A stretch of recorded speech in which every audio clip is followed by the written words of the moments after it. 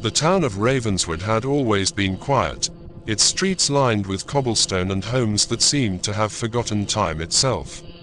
It was a place where everyone knew everyone, and the air always smelled faintly of fresh bread and old wood. But there was one house that the townspeople whispered about, the house at the end of Willow Lane. It had been abandoned for years, and no one dared go near it. That is, until Emily moved into town. Emily had recently inherited the house from her late aunt, a woman she barely remembered. She wasn't sure why her aunt had left her this strange property, but the allure of owning a house in such a quiet town was too strong to resist. She moved in quickly, eager to start fresh.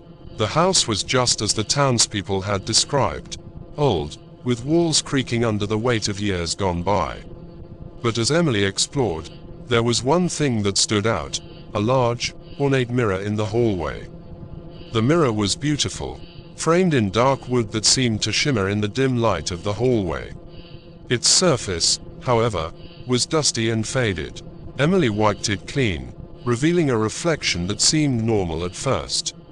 But as she gazed longer, she noticed something strange. Her reflection didn't move with her. She turned her head, and the reflection stayed still for a moment longer. A chill ran down her spine. At first, Emily thought it was just her imagination, but the feeling didn't go away. Each time she passed the mirror, she felt as though something was watching her from within it. One evening, after a long day of unpacking, Emily stood in front of the mirror, trying to gather her thoughts. This time, when she looked into it, her reflection smiled at her, a slow, sinister grin that wasn't hers. Panic surged in her chest. Terrified, Emily stepped back, but the reflection remained, still smiling, its eyes now following her every movement. She reached out to touch the glass, and the moment her fingers brushed against it, a cold gust of wind blew through the room, extinguishing the candles she had lit.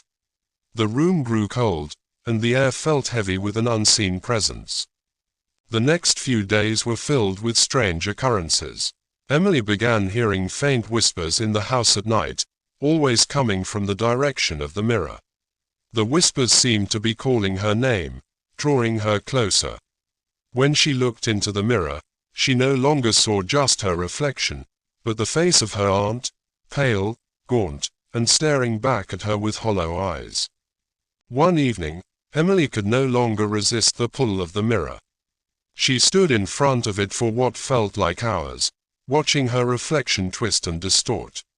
Suddenly, the reflection reached out toward her, its hand pressing against the glass. Emily screamed, but the sound was muffled, as if coming from a great distance. The mirror's surface rippled like water, and before she knew it, her own reflection had stepped out of the glass. Emily tried to run, but the figure from the mirror grabbed her, its cold fingers wrapping around her wrist. It pulled her toward the mirror, and as she struggled, she realized with horror that she was being drawn into it. Her body felt weightless, as though the very fabric of reality was bending around her. She tried to scream, but no sound came. She was trapped. The next morning, the house was eerily quiet. The mirror, now back in its place, reflected only the empty hallway. Emily was nowhere to be found.